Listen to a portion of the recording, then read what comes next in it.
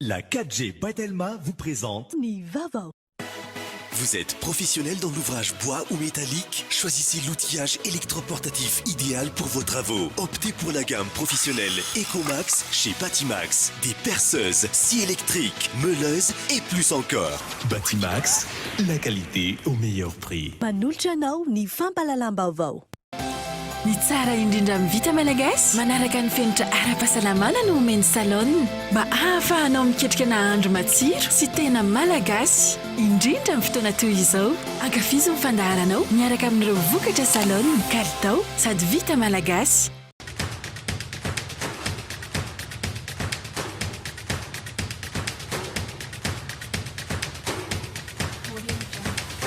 Manolotra anao ny fampalalam-baovao.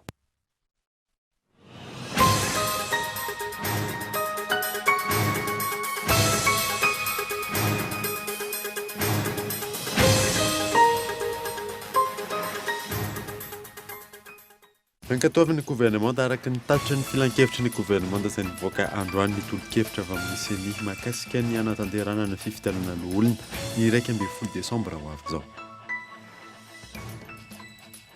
Tapaka nandritra ny visio Copriesa omaly fahiditra amin'ny faharoan'ny volana novambra izao ny université rehetra. Anomboka amin'ny fahavalo amby roapolo septambra kosa ny famitana ny fampianarana ho an'ny taom-pianarana 20 sy 20 ho an'izay université tsy mbola navety izany. Tsy nisy ny lavin'ny valinaretina Covid-19 fa androany araka ny tatitra izay nivoaka 5 kosa ny tranga vaovao ary miampy 4 ireo sitrana. Tara ny fampidirana rano teto amin'ny Manakatananarivo ho ny ampipata amin'ny ity androany ity. Hitondra fanazavana misy kokoa mahakasika izany ny tale generaly Apipa ao anatin'ny fampalalam-baovao. Eo amin'ny maresaka iraisam-pirenena nitrangana fahamaizana goavana tany Grèce maheriny ny 3 sy iray alina ny mpifindra monina tsy manan-kelofana vokatry ny firehetana. Efa nilaza ny hitondra fanampina ny vondrona Europea. Ny andidin'ireo rehetra.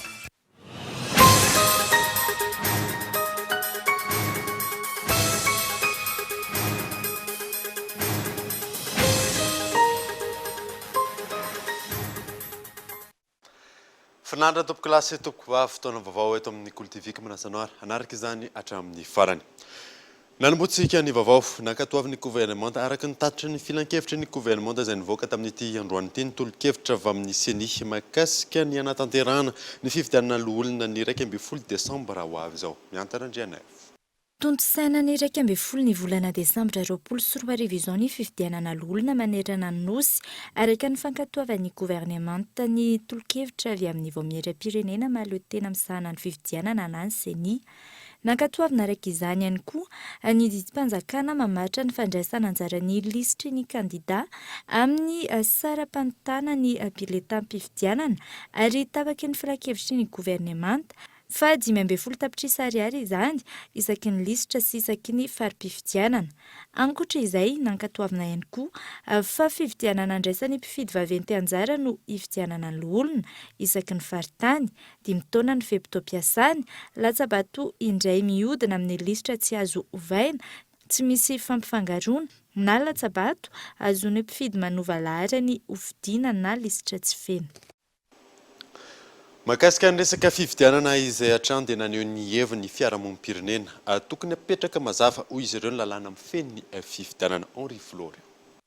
Araka ny nentina taminao tato anaty ny fampalalam-baovao omaly ny 1 ny volana Desambra ho avy izao no tolo-kevitra naroso ny vaomiera maleo tena misahana ny fifidianana hanatanterana ny fifidianana olona eto Madagasikara. Fantatra fa ireo mpifidy vaventy no mandray anjara amin'ny fifidianana olona.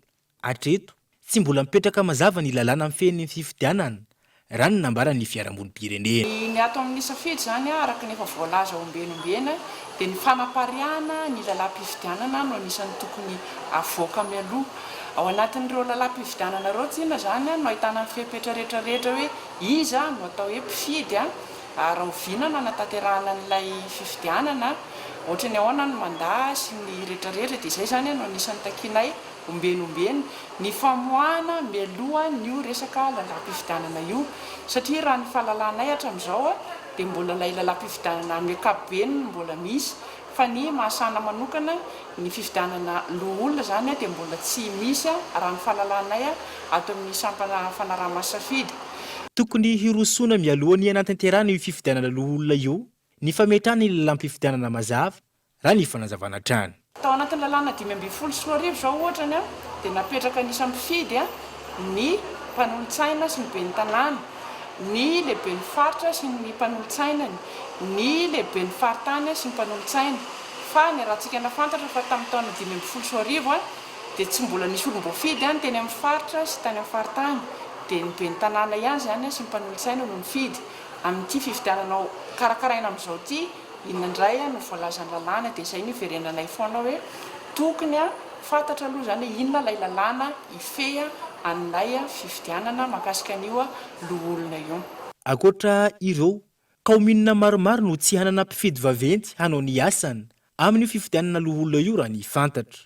Amin'izao fotoana izao, kaominina miisa 420 no fantatra hatreto, fa tsy maintsy haverina tanteraka ny fifidianana kominaly araka ny didim-panjakana navoaka ny fitsarana, misahana ny ady atao amin'ny fanjakana. Misy 9 kosa ireo komina hanatanterahana ny fifidianana mpanolontsaina noho ny tsy fisian'ny kandida-mpifaninana nandritra ny fifidianana ben'ny tanàna farany teo. Nanamafy ireo fiarahamonim-pirenena fa ireo fifidianana kominaly ireo aloha ny tokony hirosoana, izay vao nieritreritra ny hanatanteraka ny fifidianana loha olona izay. Tontolo ny fampianarana kosa indray tapaka nandritra ny visio-kopriesa omaly fa iditra amin'ny faharoan'ny volana novambra izao ny université rehetra. Hanomboka amin'ny 7 septambra kosa ny famitana ny fampianarana ho an'ny taom-pianarana 12 sy 9 sy 2 arivo ho an'ireo université mbola tsy navita izany. Henri Florian. Naharitra ora maro ny visio-conférence niaran'ireo tompon'andraikitra avy eo anivon'ny université sy ireo IST rehetra eraky Madagasikara ao Malariva nandenihana makasika ny famitana ny taom-pianarana 20 sy 4 sy 9 sy 4 ary teo ihany koa ny fandenihana ho an'ny fidirana ho an'ny taom-pianarana vaovao. Tapaka tamin'izany fa ny faharoa ny volana novambra ho avy izao no fidirana ho an'ireo université rehetra eraky Madagasikara.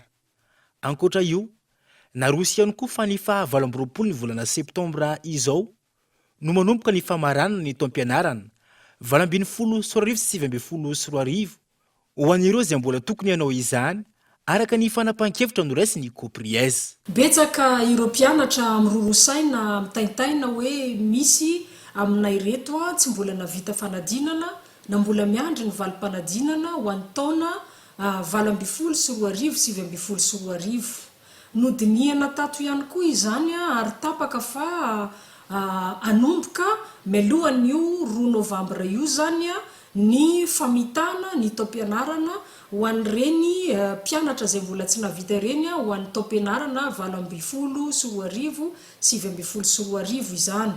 Raha atao ny kajikajy sy ny tombatombana dia misy université ohatra ny Fianarantsoa, Mahajanga ary ireo université ireo IST dia efa natapitra avokoa 100 isan-jato ny taona 12 sy 4 sy 9 sy 4. Ny fitsinjovana ireo mpianatra sy ireo ray aman-drenin'ny mpianatra no antony nametrahana ireo daty ireo raha ny fanazavana trany. Natao ireo daty ireo ho fitsinjovana ny mpianatra, ny mpampianatra sy isika ray aman-dreny.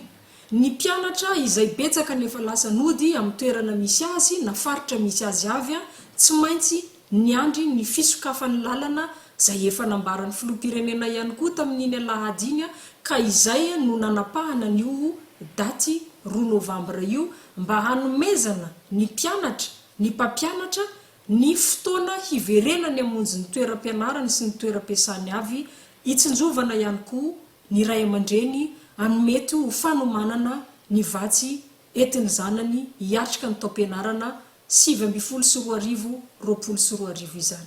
Raha nitatitra azo avy eo anivon'ireo filohan'ny université eraky Madagasikara mila mitady eo amin'ny 4 ka hatramin'ny 9 herinandro eo ny sampam-pianarana na ny lalam-piofanana tsy navita ny fampianarana hatramin'ny farany entina hanatototsana ny famaranana ny taom-pianarana 20 sy 9 sy 4. Raha natao ny kajikajy ho an'ny université Antananarivo manokana sampam-pianarana miisa 4 ao anatin'ireo 10 ao aminy no mbola tsy navita manontolo ny taona 2024 raha toa ka iray amin'ireo sampam-pianarana miisa 8 no mbola tsy navita ny azy ho an'ny faritra Antsiranana. Sampam-pianarana miisa 2 amin'ireo 8 misy ao aminy no tsy mbola navita ny taom-pianarana 2024 ho an'ny Université ny Tomasina, ary sampam-pianarana miisa 3 amin'ireo 5 ao aminy no mbola tsy navita ny azy ho an'ny Toliara manokana. Isan-kilany, efa nahavita izany zato isan-jato ihany koa ny Université ny Fianarantsoa Mahajanga, ary ny IST Antananarivo, ny IST Antsiranana, ary ny IST Ambositra. Efa lasa any amin'ireo université enadola amin'izao fotoana izao ny boursa iray volana voalohany sy ny équipement ho an'ny taom-pianarana vaovao. Manao ny haintso-zavatra ny eo anivon'ny ministera fampianarana ambony sy ny fikarohana ara-tsiansy raha toa ka taom-pianarana telo no tsy maintsy arindra amin'izao fotoana izao. Eo ny taom-pianarana 2024 sy 2024, ao ihany koa ny taom-pianarana 2024 sy 2024, ary ny fanomanana sahady indray ny taom-pianarana 2024 sy 2024 izay voakasika sy voakorontana ny valanaretana Covid-19 avokoa. Nomena fiofanana kosa nanomboka androany ireo mpandraraha amina orinasa manodidina ny 10 eto Analamanga ao anatin'ny tetika samiarina izay iarahana amin'ny filohan'ny Repoblika Gaëtan Andriatsilava. Mpandraraha amina orinasa misy 10 eto amin'ny faritra Analamanga nisitraka ny tetika samiarina iarahana amin'ny filohan'ny Repoblikan'i Madagasikara no nomena fampiofanana nanomboka androany. Zava-dehibe ny fitsiny tetika asa hoe ireo mpisitraka indrindra amin'izao fahasahiranana ateraky ny krizy ara-pahasalamana izao. Voalohany aloha zany mameno an'le mampagany ao anatin'izay le tsy fisin'ny asa sy ny tsy fisin'ny tsena izay le voalohany. Faharoa manarakaraka zany dia miandrika io zany mba hoe toromarika sy taridalana avy amin'reto orinasa lehibe reto mba ahafahana koa mba mankatraikefa ahafahana mivoaka amin'izao krizy lalovana izao. Misy le zanabola fa tsy dia tena hoe avo be zany le izy mora teo lavalava ny fotoana andoavana le findramam-bola.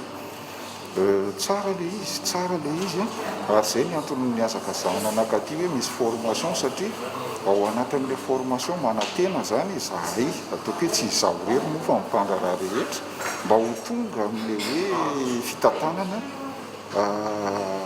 ara-dalàna zany ao anatin'le izy. Orinasa ara-dalàna mampiasa chiffre d'affaires annuel latsaky ny 10 000 ariary no afaka misitraka ny tetikasa. Atreto mahatratra tany amin'ny 410 tapitrisa ariary amin'ny ankapobeny ny tany findramam-bola raha toa ka afaka mindrana hatrany amin'ny 300 tapitrisa ariary ny orinasa iray.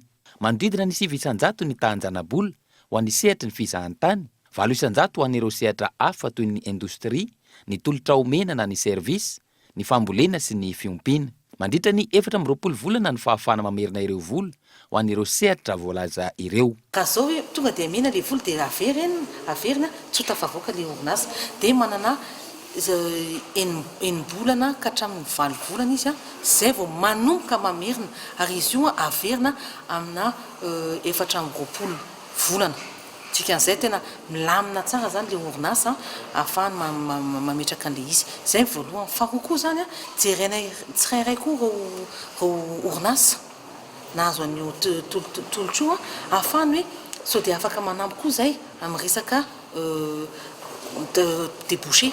Vola mitetina 10 miliyara ariary no natokany filohan'ny Repoblikan'i Madagasikara amin'ny alalan'ny crédit miarina anohanana ireo sehatra tsy miankana voakasika mivantana amin'ny krizy ara-pahasalamana vokatry ny Covid-19. Ankehitriny tafiakatra hatrany amin'ny 7 miliyara sy 717 tapitrisa ariary ny vola efa nivoaka ka miisa 720 sy 700 no nisitraka izany. Ny volana aogositra lasa teo manodidina ny 12 miliyara sy 710 tapitrisa ariary ny vola efa nivoaka ka orinasa 200 manerana ny nosy no nisitraka ny tetikasa. Mangataka fanampinana avy amin'ny fitondram-panjakana ny Association professionnelle des institutions de microfinance misedra fahasahiranana toy ny sehatra rehetra izy ireo ankehitriny. Iona saina. Mpandraraha eo amin'ny sehatra tsy ara-dalàna no mindram-bola amin'ireny microfinance ireny amin'ny ankapobeny. Raha ny taremarika avy amin'ny Association professionnelle des institutions de microfinance manodidina ny 2 tapitrisa ny isan'izy ireo amin'izao fotoana izao. ny ankamaroan'ireo ny indram-bola no sahirana vokatry ny valanaretina coronavirus ka nampiomotra ny fotoana anefanany vola vokatry io sahirana ireo microfinance. Ny ena be ny mpindram-bola noho nyle krizy ny anjady ny tsirairay ny zavatra tsapa ny épargne sy ny dépôt-an'ny olona raha no mivoaka satria tsy mandeha ny activité dia mila vola izy. Izany zavatra rehetrarehetra zany vao maika manampitrotraka amin'ny fitantanana ny ara-bolan'ny microfinance tsirairay. Miangafy zany izay mba hijery ny sehatry ny microfinance izay hatramin'izao aloha zany mbola tsy nahazo fanampinana inon'inona noho ny mba azonay miatrika ny famatsim-bola ho an'ny tontolo ambanivohitra. Ireo mpamboly sy mpiompy ireo anie zao miandry avy aty amin'ny microfinance hoe angata-bola amatsiana ny campagne manaraka izay hanomboka afaka roa volana. Dia izay zavatra izay zany mila fandiniana ihany satria misy mety hiteraka olana ara-tsosialy sy ekonomika ilay izy. Raha ny fanazavana hatrany manodidina ny 10 metry sy iray tapitrisa ankehitriny ireo mampiasa ny tolotra ara-bola amin'ireny mpampindram-bola madinika ireny ary saikany amin'ny tontolo ambanivohitra ny ankamaroany. Raha tsy misy ny tohana avy amin'ny fanjakana, aina no mety tsy ahafahana mampindram-bola itsony hoy ireo microfinance mivondrona ao anatin'ny association professionnelle des institutions de microfinance. Lafo mavao hafa kosa indray tsy nisy ny lavo ny valanaretina Covid-19 androany araka ny tatitra izay nivoaka. 520 no tranga vaovao ary miampy 420 ireo sitrana soamantsara miantarandriana. 520 ny voamarina fa mitondra ny tsimikaretina coronavirus tato anatin'ny 420 ora raha ny tatitra atoandro io. Ho an'ny Analamanga ohatra zany dia izay no niboantsika azy 2020 no isan'ny tranga vaovao teto amin'ny faritra Analamanga.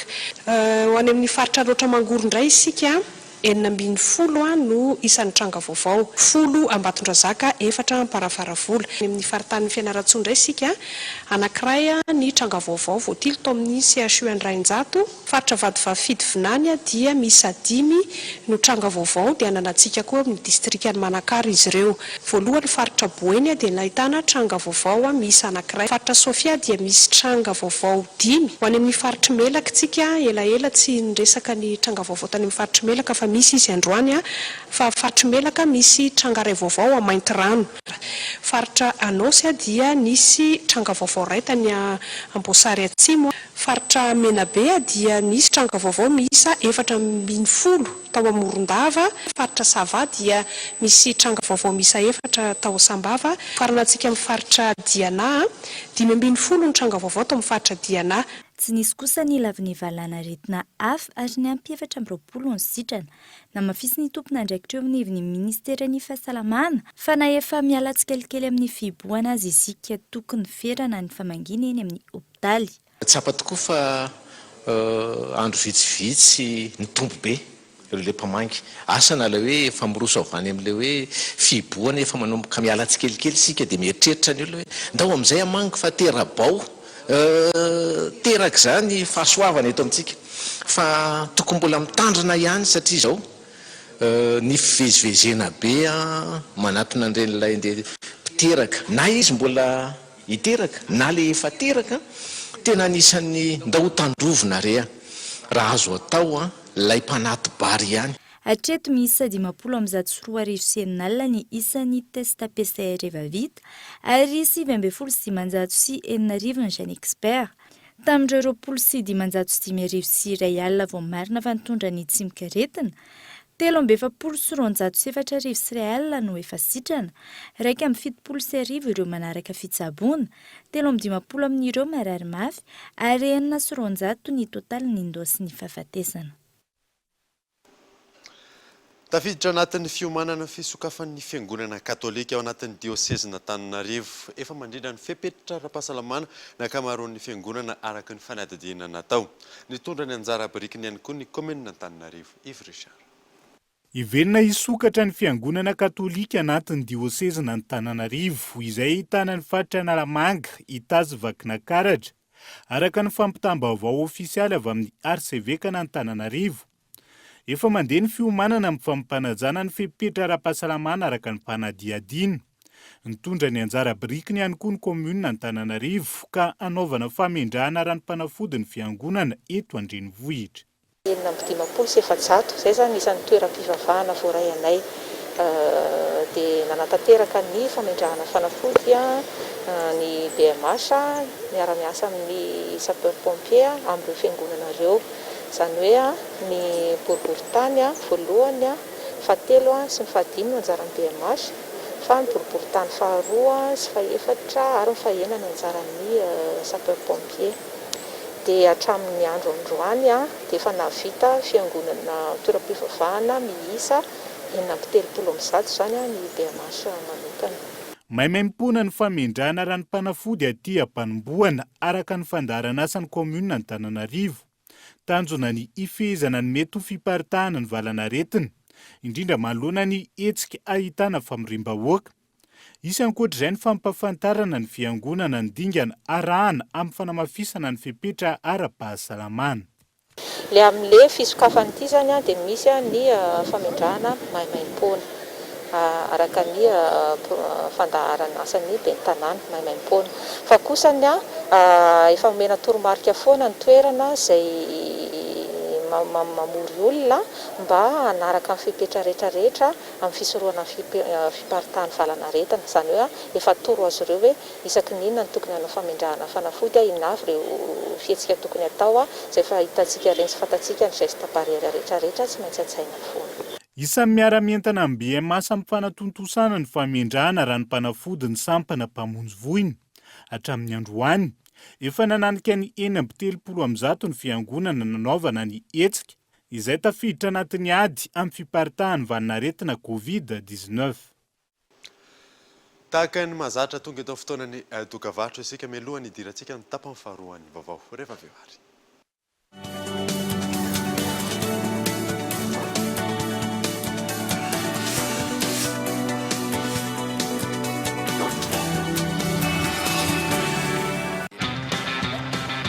Oui, appel vers tous les opérateurs.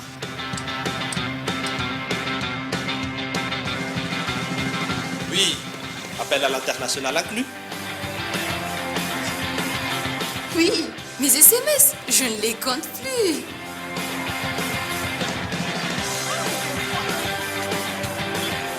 Et oui, l'Internet à la vitesse 4G. 0,5 arrière par seconde vers FAF et Club First. 1 arrière vers Telma et 3 arrières vers les autres opérateurs. Vous aussi, soyez First. À partir de 10 000 arrières, First Premium. Et découvrez toute la gamme First sur www.telma.mg ou rendez-vous en Telma Shop. Telma, sa fidque numéro 1 Malagasy.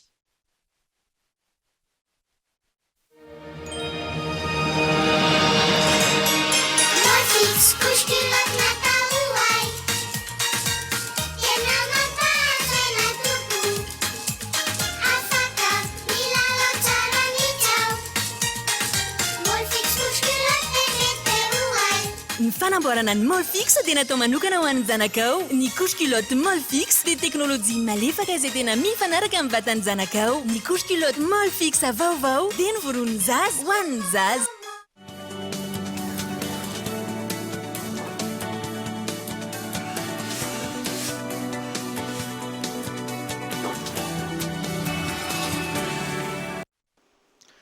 Verina eto amin'ny fampalalam-baovao isika. Tontolon'ny fitaterana kosa indray fepetra vaovao no tsy maintsy raisin'ny tompony andraikitra mahakasika ny fitaterana amin'izao fotoana izao. Efa miomana sy manao ny fandaminana rehetra izy ireo ankehitriny fanadina.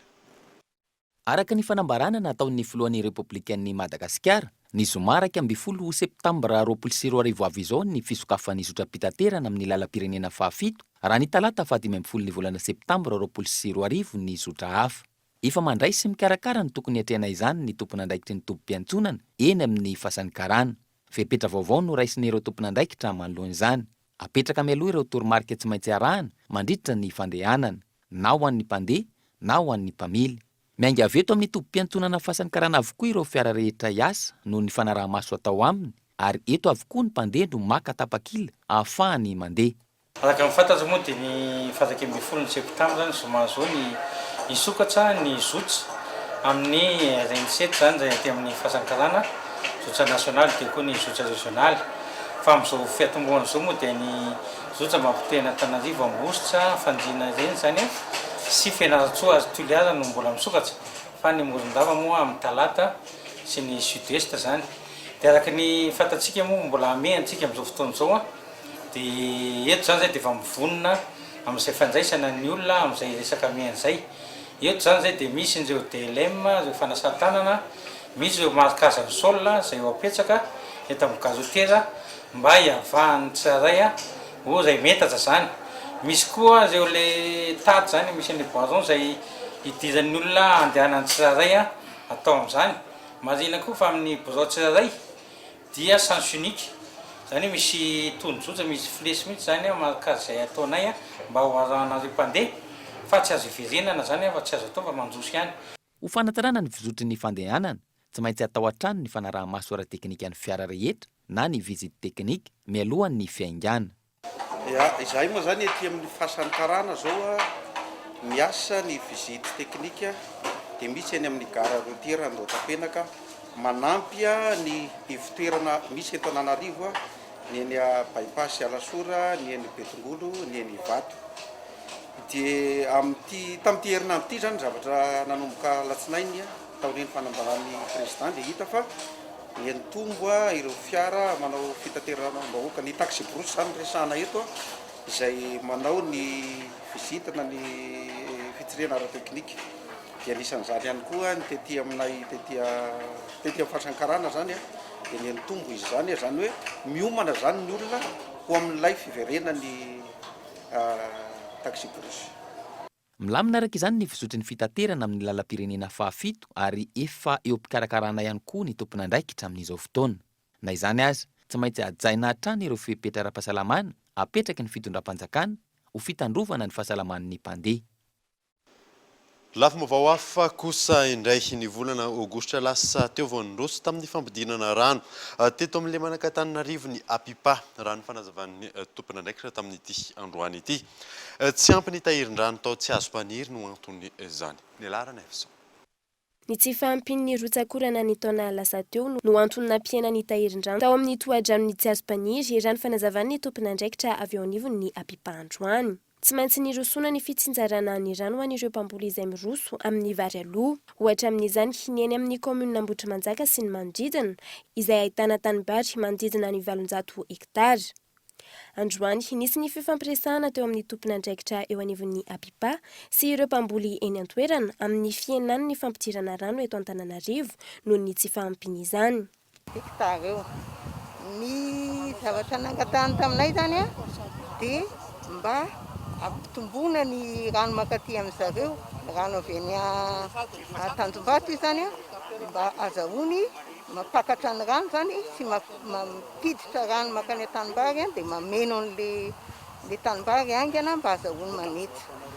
Tonga teto koa nefa ny mpamboly fikambanan'ny mpamboly avy aty amin'ny ilana ilana havanan'ny Kopa mba azahoana mampifandindra an'izay fifandimbiasan-drano zay. Satria tsy maintsy tsinjovina daholo zany ny fambolena rehetrarehetra ny rano tsy hoe tsy lalilaniana fa mila tandrona ny fampiasana azy. Dia nisy fanarahana natao zany amin'ny fifandimbiasan-drano amin'ireo ilan'ny Kopa anankiroa ireo.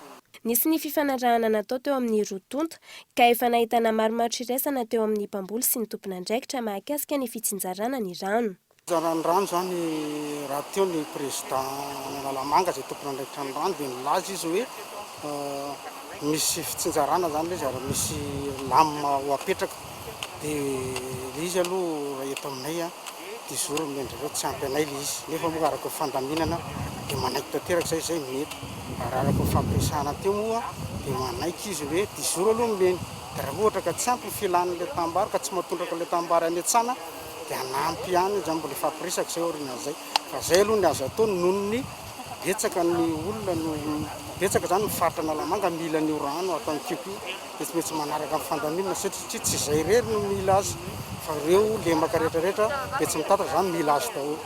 Anatsara ny vokatra miakatra amin'ity taom-pambolena ity no anton'ny fifampiresahana teo amin'ny tompon'andraikitra eo anivon'ny Apipa, raha ny fanazavany ny ben'ny tanàna.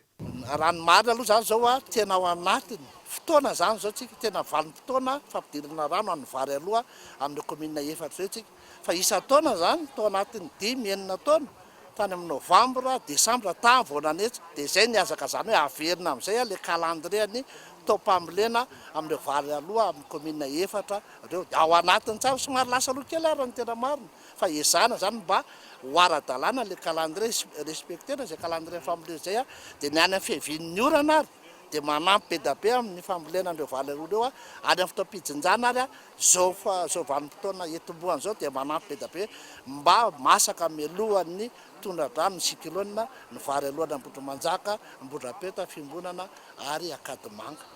Raha ny fanazavana hatrany, raha toka ny 12 volana Jolay hatramin'ny 13 volana Novambra ny fampidirana rano eto amin'ny Lemaka-Antananarivo. Vokatry ny tsy fahampian'ny rano ny volana Aogositra vao nisy ny fampidirana rano ary ahina tsy ho tonga amin'ny volana Novambra ny fampidirana rano avy any Tsiazopaniry. Manambahiny ny sampana fampahalalam-baovao amin'ity alina ity tsy zany fandriamanto Rakotonjanahary Ranto zay tale generaly Apipa miarabanao tonga so eto amin'ny sampana fampahalalam-baovao mirahalahy zany mandray ny vahintsika amin'ity androany ity miaraka amin'ny ionina saina ny tenako amin'ny zany araka nitatsika tamin'ny fanadina farany teo eny dia tarany rahoarina isa-taona ny fampidirana rano teo amin'ny Lemaka-Antananarivo ka mampitaraina ireo tatsaha izany afaka lazalazana misimisy koa hoe inona ny tena natonga an'izay fahatarana izay. Mamerina ny arahaba aminareo mirahalahy ihany koa ary misaotra ny Kol TV amin'ny fandraisana eto amin'ny fampahalalam-baovao. Tara tokoa ny fampidirana rano an'ny Lemaka-Antananarivo tamin'ity taona ity noho ny antony maromaro. Ny Apipa dia tsy tompon'ny rano fa miara mampiasa ny rano miaraka amin'ny jirama. Noho ny antony ara-teknika sy noho ny antony ara-tontolo iainana dia tsy manana fahafahana mamany rano araka ny tokony ho izy ny jirama tamin'ity taona ity. Antony maromaro no tsara ampahafantarina ny mpiaino antsika sy ny mpijery antsika. Ny voalohany indrindra dia ny rano ampiasaintsika dia avy any Tsiazopaniry mandalo amin'iny reny rano ny ikopa iny. Amin'izao fotoana izao dia kely dia kely raha amin'ny atotanisa no resahana dia manodidina ny 170 millions de mètres cubes no réserve atao Tsiazopaniry. Raha ny tokony ho izy nefa tokony tany amin'ny 250 millions de mètres cubes tany izy tany amin'ny fanombohan'ny fanamboarana fotodrafitrasa tamin'ny taona 1970. Araka izany dia miakely ny réserve na ny ambony rano izay miandrona ao Tsiazopaniry ka tsy afaka miroparopa isika mamoha an'ilay rano satria io rano io dia sady ampiasain'ny jirama amin'ny rano fisotro madio no ampiasaina amin'ny fanondrana no ampiasaina ihany koa amin'ny resaka hydroélectricité. Raha ny fomba fijery ny eo anivon'ny Apipa ny tenenao teo hoe tsy ampy ny rano manahoana ny iatrehana zany mandrapatonga ny orana ho avy eo maro ny tanimbary amin'ny hektarany maro no tondrahany io rano avy ny Tsiazopaniry io ino no mety paikady zany eo ampiandrasana ny fahavaratra.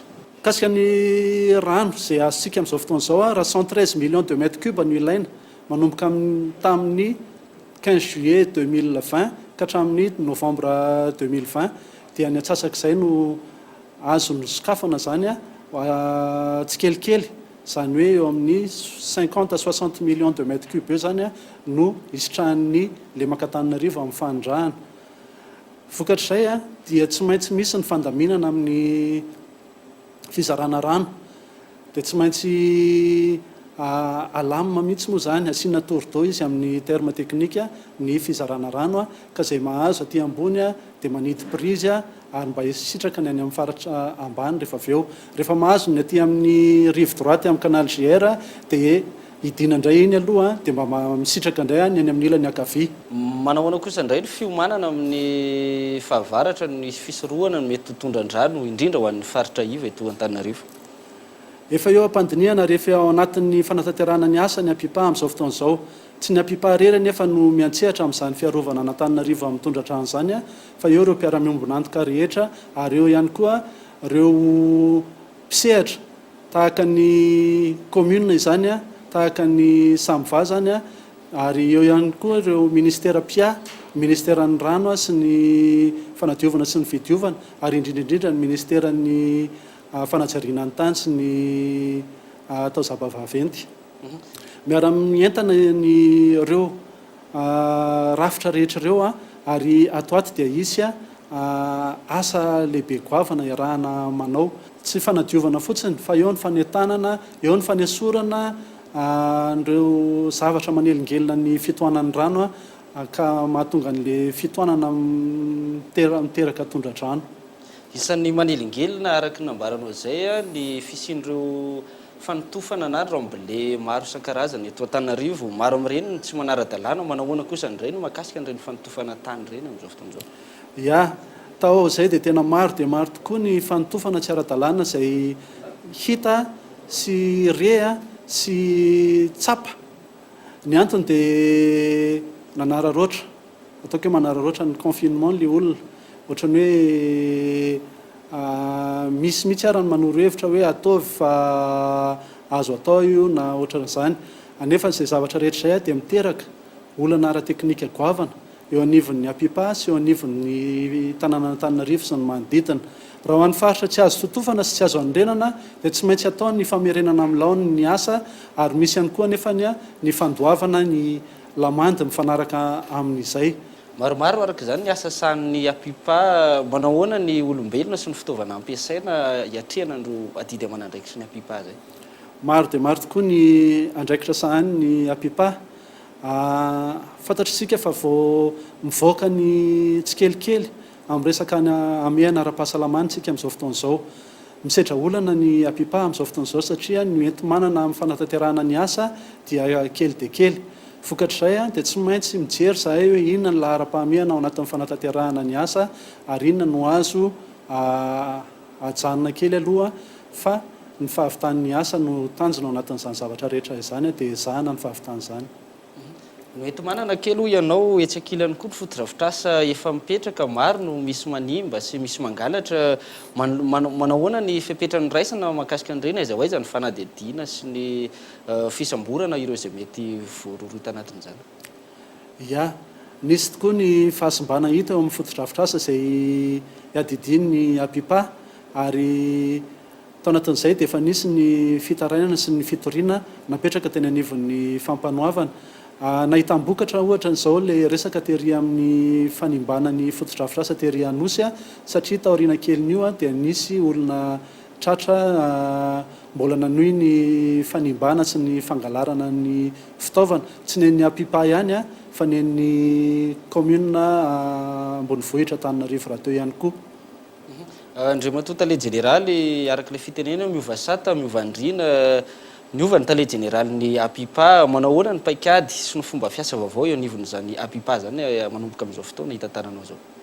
Ya miova tokoa ny paikady ataoko hoe tao anatin'izay roa volana maherikely izay dia nojerena niezaka nijery ny lesoka rehetra ny zahay eo anatin'ny fitantanana vaovao ary tao anatin'izay no nahatsapana zany ireo karazana lesoka mila arenina ny tsara tokony mbola toizina ary mbola mila tsaraina ka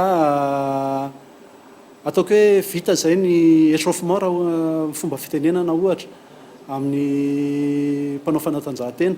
Ankehitriny kosa efa vonona ny Apipa hiatrika ny asa mankadiry rehetra indrindra ny fahavaratra sy ny fiatrehana ny reny lafy ny rambile sy ny karazan'ireny dia efa vonona ny Apipa amin'izay eto.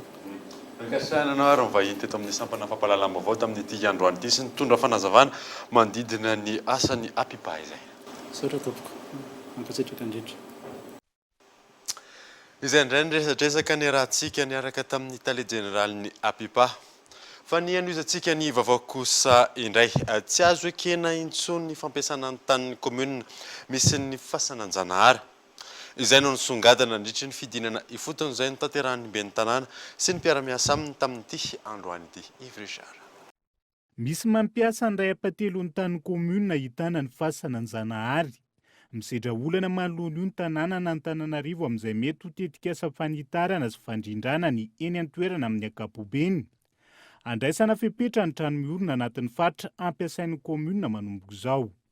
Raha nijerynareo raha nandinika dia misy trano ao anatin'ny parcelin'ny commune nefa ny ato izao dia andray fepetra amin'izay zany ampiantso an'ireo olona eo dia hijery koa zany hoe inona ny fepetra ho raisina amin'izay satria ny fananan'ny commune dia tokony hiverina amin'ny commune ary atao amin'ny zavatra nametrahana azy ny tany tokony misy eo. Nanomboka androany ny fidinana ifotony nataon'ny commune teny an-toerana izay notarihan'ny ben'ny tanàna sy ny mpiara-miasa aminy. Maro ny dingana hoarahana mialoha ny andraisana fepetra. Isan'izany ny fijerena ifotony ny trano tafiditra anatin'ny faritra ampiasain'ny commune Antananarivo. Normalement ny tanin'ny commune amin'io amin'ileo parcelle eo 12 hectares ny total. Fanaritsika nefa raha nijery teo ka mandeha ataontsika fa ny roapateliny sisa zany no voafetra ao amin'ilay izy. Tsy eo amin'ilay mbola tsy tonga amin'ilay fanandravana trano zany tsika aloha izao tsy hany. Fa mbola mijery tsika hoe ahoana zany ny fandaminana tsara hiverenan'ny commune ny tanin'ny commune ho anazy.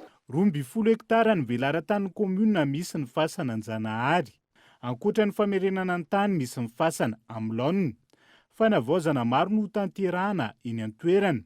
Miantso ny tompon'ny pasana samihafa eny Anjanahary ihany koa ny commune hiara entana amin'ny fanadiovana manomboka izao. Tanjona ny ametrahana ny asan'ny fasana Anjanahary araka ny toerana sy ny asana tokony hisy azy. Niroso tamin'ny fanesorana ireo tsatobe amin'ny arabe izay natao hiantsonan'ny fiara ny teo anivon'ny commune Antananarivo renivohitra. Nanomboana izany teny Ambondrona. Io ny nasaina. Tsy nahazo alalana ireo olon-tsotra mamaritra arabe hiantsonan'ny fiara eny Ambondrona sy ny manodidina hoy ny teo anivon'ny fiadina ny tanàna Antananarivo. Manoloana izany niroso tamin'ny fanalana ireo tsatobe ny tompon'andraikitra. Ka mahakasika an'ireny tsatobe eraky ny parking eny Ambondrona reny dia tsy nahazoana lalana izy reny ary tsy azo atao. Ny commune urbaine d'Antananarivo dia tsy manaiky intsony amin'ireny tsatoka vy ireny fa plaque izay mobile no apetraka zany rehefa mahazo autorisation na parking réservé anao. Ny dikany hoe plaque mobile izay misy ny référence l'autorisation anao efa misy norme moa le izy izany hoe plaque afaka apetraka dia afaka bataina. Ny dikan'iny dia azonao atao tsara mangataka parking réservé amina toerana anankiray. Azo ny rehetra atao ny mangataka parking privé raha ny fanazavana hatrany saingy tsy maintsy ajaina ny fepetra rehetra. Dia izay zany le izy ifampitsinjovana le izy. Ny maha-réservé an'io na amin'ny fotoana manao ahoana anao tonga eo ianao foana ny tokony parking io. Fa zao kosa rehefa mba miala eo ianao dia afaka apetraka eo foana ny plaque ty parking ty dia réservé fa mba afaka akisak'olona kosa iny dia afaka ampiasain'ny olona tsy sendra mandalo le toerana au moment anao tsy eo mandritra ny fotoana tsy maha eo anao. Ho fampitsinjovana amin'izay zany. Izay ny antony nanaovana an'ilay asa dia tsara ihany koa manamarika, tsara ihany koa mampafantatra fa enjehan'ny lalàna ny fanimbana fototra-fotrasa-panjakana toy ny fanatsatoana tsatobe ohatran'ireo. Itoy amin'ireo boribory tany 5 ity hetsika ity ho fampanaran-dalàna fa ihany koa andrindrana ny fifamoivoizana eto Antanandehibe. Lafim-baovao hafa kosa indray teratany sinoa iray sy ny mpandika teny no sarona raha nikasa anao kolikoly tao ministeran'ny varotra sy ny polisy-pirenena teto Antananarivo renivohitra. Gaëtan Andriatsilavo. Teratany sinoa iray sy lehilahy mpandika teny no voasambotry ny polisy-pirenena noho ny kolikoly. Raha ny tantara nametraka fitoriana teny amin'ny polisy mahakasika ny fisiana teratany sinoa iray sy ny mpandika teny izay natao fanadihadiana teo anivon'ny ministera izay mikasa anao kolikoly ny tompon'andraikitra. Avy eo anivon'ny ministeran'ny varotra eny Ambohida, ilay teratany sinoa izay manafatra vata fahitalavitra tsy misy marika avy any ivelany, mametaka izay marika tiany antsokosoko eto an-toerana ka mivarotra izany. Fomba fiasa voararan'ny lalàna, antony nampetsona azy ireo teo anivon'ny ministeran'ny varotra anaovana fanadihadiana. Niezaka ny nandamin-draharaha tamin'ny alalan'ny kolikoly ireo atao fanadihadiana.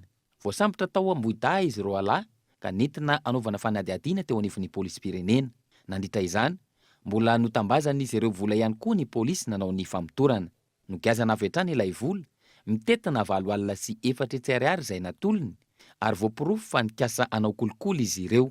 Manoloana izay kolikoly izay hatrany, efa mitsangana eo anivon'ny vondrom-pilehovana diana sy sava ankehitriny, ny rafitra antsoina hoe stak, rafitra miady amin'ny kolikoly. Fa mitsangana eo anivon'ny groupement ny gendarmerie anankiroa na ny Votrotoby mpiliovana gendarmerie dia ny diana sy ny sava ny rafitra izay antsoina hoe stak io zany rafitra miady amin'ny kolikoly ny ady rehetra amin'ny kolikoly a dia resahana ao anatin'io rafitra io efa baiko tsy maintsy ho tanterahana eo anivon'ny gendarmerie ny ady amin'ny kolikoly koa mibaiko anareo gendarme rehetra pikaroka fandika-dalàna ato anatin'ny fari-piadian'ny gendarmerie antsiranana ny tenako mba handray andraikitra tsy misy atakandro amin'ny fotoana rehetra izay ilana izany tsy tokony isalasala ny mponina anatina io rafitra io raha misy ny tranga eny anivon'ny fiarahamonina misy fitarainana momba kolikoly tianareo atao dia afaka mandray izany ny mpikaroka fandikan-dalàna manerana ny fari-piadian'ny gendarmerie ato anatin'ny faritany Antsirana izay dia manamafy hatrany ny fahavononanay hanadio ny ato anatin'ny gendarmerie ko raha sendra misy fomba fiasa na fitondran-tena tsy mendrika miseho ataon'ny gendarmerie dia aza misalasala manatina ny lehiben'izy ireo tsirairay isan'ny sakana tsy ampandroso ny firenena ny fisian'ny tranga na kolikoly ilaina araka izany ny fiaraha-mientany rehetra manoloana izay ady atao amin'ny kolikoly izay maresaka iraisam-pirenena nitrangana famaizana goavana tany Grèce maheriny 3,000 ariary ny mpifindra monina tsy manan-kelovana vokatry ny firehetana fanadina Des tentes et des abris de fortune. Rava ny afo avokoa ny tranon'ireo mpifindra monina atao amin'ny Camp de Moria any Grèce.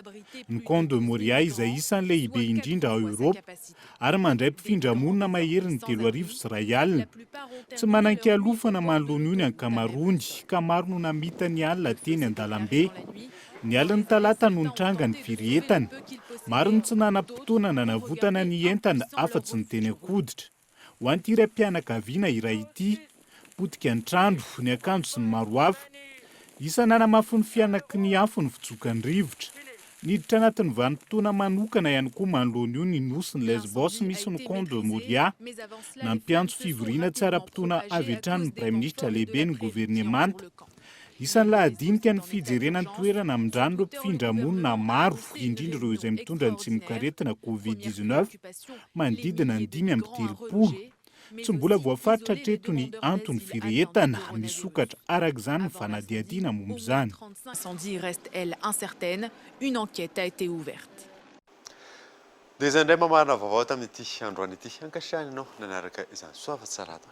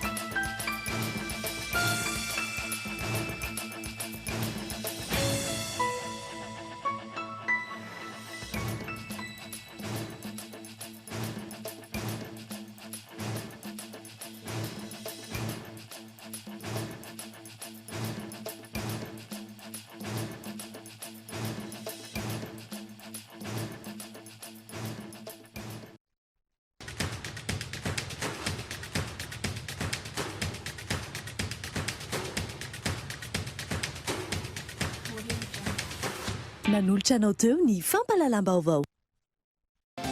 Ny tsara indrindra amin'ny vita malagasy manaraka ny fenitra ara-pahasalamana no omeny salon mba ahafahanao miketrika nahandro matsiro sy tena malagasy indrindra amin'ny fotoana toy izao. Ankafizo ny fandaharanao miaraka amin'ireo vokatra salon kalitao sady vita malagasy.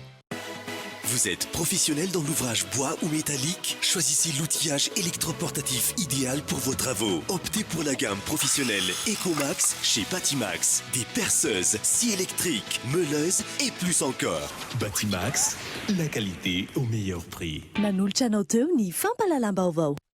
La 4G Patelma vous a présenté Ny vaovao.